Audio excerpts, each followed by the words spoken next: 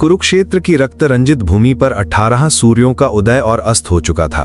प्रत्येक सूर्योदय के साथ धर्म और अधर्म की परिभाषाएं और जटिल होती जाती और प्रत्येक सूर्यास्त के साथ असंख्य वीरों की जीवन लीला समाप्त हो जाती।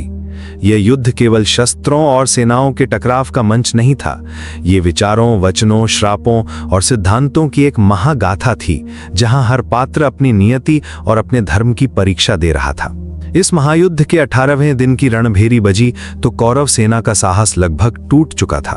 भीष्म शरशैया पर थे, द्रोण वीर गति को प्राप्त हो चुके थे और अब दुर्योधन के समस्त आशाओं का केंद्र केवल एक योद्धा पर टिका था, अंगराज कर्ण। कर्ण, जो सूर्य के तेज और कवच कुंडल के अभेद्य विश्वास के साथ जन्मा था, आज अपने जीवन के सबसे निर्णायक क्षण में खड़ा था। उसके तरकश में दिव्यास्त्रों की कोई कमी नहीं थी, किंतु एक अस्त्र ऐसा था जिसे उसने वर्षों से केवल एक ही लक्ष्य के लिए संजो कर रखा था, अर्जुन। ये कोई साधारण बाण नहीं था, ये नागास्त्र था। इसकी शक्ति किसी मंत्र या देवता के वरदान से नहीं, बल्कि एक नाग के हृदय में धधकती प्रतिशोध की ज्वाला से उत्पन्न हुई थी। इसकी कहानी खांडव वन के उस प्रलयंकारी दहन से जुड़ी है, जब अपनी भूख शांत करने के लिए अग्निदेव ने भगवान कृष्ण और अर्जुन की सहायता से पूरे वन को जलाकर भस्म कर दिया था। उस अग्निकांड में नागों का पूरा तक्षक वंश समाप्त हो गया था। उसी वंश का एक नाग अश्वसेन किसी तरह जीवित बच गया था, क्योंकि उसकी मां ने उसे बचाने के लिए स्वयं को अग्नि को समर्पित कर दिया था। अपनी मां और अपने पूरे कुल की राख पर खड़ा अश्वसेन अर्जुन के प्रति घृणा और प्रतिशोध की आग में जल रहा था। उसने प्रण लिया था कि वह अर्जुन के प्राण लेकर ही रहेगा। जब कर्ण और अर्जुन के बीच युद्ध की घड़ी आई तो अश्वसेन ने एक अवसर देखा। वह कर्ण के पास पहुंचा और प्रस्ताव रखा, हे अंगराज, हम दोनों का शत्रु एक ही है। अर्जुन, तुम अपने धनुष पर बाण चढ़ाओ और मैं सूक्ष्म रूप धारण कर उस बाण पर विराजित हो जाऊंगा। तुम्हारे लक्ष्य भेदन की सटीकता और मेरा घातक विष जब एक हो जाएंगे तो अर्जुन को तीनों लोकों में कोई नहीं बचा सकेगा। कर्ण ने यह प्रस्ताव स्वीकार कर लिया, क्योंकि उसे अर्जुन पर किसी भी मूल्य पर विजय चाहिए थी। युद्ध के मैदान में आज वही निर्णायक पल आ चुका था। कर्ण और अर्जुन का द्वंद्व अपने चरम पर था। आकाश उनके बाणों की टकराहट से उत्पन्न होने वाली चिंगारियों और गर्जना से गूंज रहा था। कर्ण के साधारण बाण अर्जुन के रक्षा कवच को भेदने में असफल हो रहे थे। तब एक गहरी सांस लेकर कर्ण ने अपने तरकश में हाथ डाला और उस विशेष बाण को बाहर निकाला। जैसे ही नागास्त्र कर्ण के हाथ में आया, युद्ध भूमि का वातावरण सहम गया। हवा में एक सर्द फुंफकार घुल गई और सूर्य के प्रकाश पर भी एक क्षणिक धुंध छा गई। कर्ण ने अपनी आंखें बंद की, अपने जीवन के सारे अपमान, सारी पीड़ा और दुर्योधन से की गई अपनी प्रतिज्ञा को याद किया। उसने उस बाण पर अश्वसेन नाग का आवाहन किया और उसे अपने अजय धनुष विजय पर चढ़ा लिया। उसका लक्ष्य अडिग था, अर्जुन का कंठ।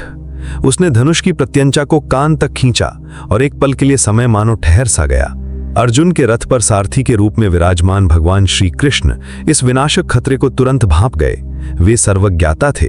उन्होंने न केवल बाण की शक्ति को देखा, बल्कि उस पर सवार प्रतिशोध से भरे अश्वसेन नाग को भी स्पष्ट रूप से देख लिया।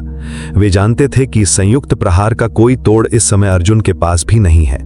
यह एक अमोघ बाण था जो लक्ष्य को भेद कर ही शांत होता। जैसे ही कर्ण ने प्रत्यंचा छोड़ी, वह बाण एक साकार मृत्यु की तरह छूटा। वह एक फुंफकारते हुए काले सर्प की भांति हवा को चीरता अपने पीछे एक अग्नि रेखा छोड़ता हुआ अर्जुन की ओर बढ़ा। उसकी गति इतनी तीव्र थी कि आंखों के लिए उसे देख पाना असंभव था। ठीक उसी पल जब बाण अर्जुन तक पहुंचने में एक क्षण से भी कम का समय बचा था, श्री कृष्ण ने अपनी दिव्य लीला रची। उन्होंने अपने योग बल से अपने पैरों से रथ के मंच पर इतना जोर डाला कि रथ के अश्व हिनहिनाते हुए घुटनों के बल बैठ गए और विशाल रथ का पहिया रक्त और मिट्टी से सनी धरती में कई इंच नीचे धंस गया। यह सब कुछ पलक झपकने में हुआ। एक क्षण पहले जो रथ अपने अक्ष पर स्थिर था, वह अगले पल नीचे झुक गया। कर्ण का अचूक निशाना जो अर्जुन के कंठ पर साधा गया था, अब चूक गया। रथ के नीचे धंस जाने के कारण अर्जुन का सिर भी नीचे झुक गया। वह विनाशक नागास्त्र अर्जुन के कंठ को भेदने के बजाय उसके ठीक ऊपर से निकलकर उसके देवराज इंद्र द्वारा दिए गए भव्य और तेजस्वी मुकुट को टुकड़े टुकड़े करता हुआ निकल गया। मुकुट के मणि और रत्न आकाश में बिखर गए और एक क्षण के लिए अर्जुन स्वयं भी अचंभित रह गया कि वह कैसे बच गया। नागास्त्र अपने लक्ष्य से तो चूक गया, लेकिन उस पर सवार अश्वसेन नाग का प्रतिशोध अभी शांत नहीं हुआ था। वह वापस कर्ण के तरकश में लौटा और क्रोधित स्वर में बोला, हे कर्ण, इस बार तुम्हारा निशाना चूक गया, पर इसमें तुम्हारा दोष नहीं, उस मायावी कृष्ण का छल है। मुझे एक और अवसर दो, इस बार मैं स्वयं लक्ष्य को देखूंगा और अर्जुन का अंत निश्चित है। किंतु कर्ण एक महान योद्धा होने के साथ साथ अपने सिद्धांतों का भी पक्का था। उसने निराश किंतु दृढ़ स्वर में उत्तर दिया, अश्वसेन, कर्ण अपने जीवन में एक ही शत्रु पर एक बाण का दोबारा संधान नहीं करता, और मैं यह विजय किसी और की सहायता से नहीं, अपने पराक्रम से प्राप्त करना चाहता हूं। किसी नाग के सहारे विजय प्राप्त करना मेरे योद्धा धर्म के विरुद्ध है। यह कहकर कर्ण ने दूसरा बाण चढ़ा लिया।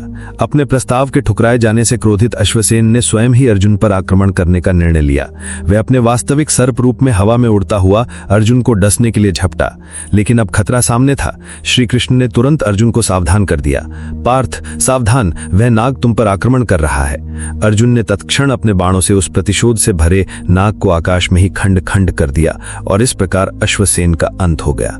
इस तरह भगवान श्री कृष्ण की चतुराई और कर्ण के अपने सिद्धांतों के प्रति अटूट निष्ठा ने अर्जुन के प्राणों की रक्षा की।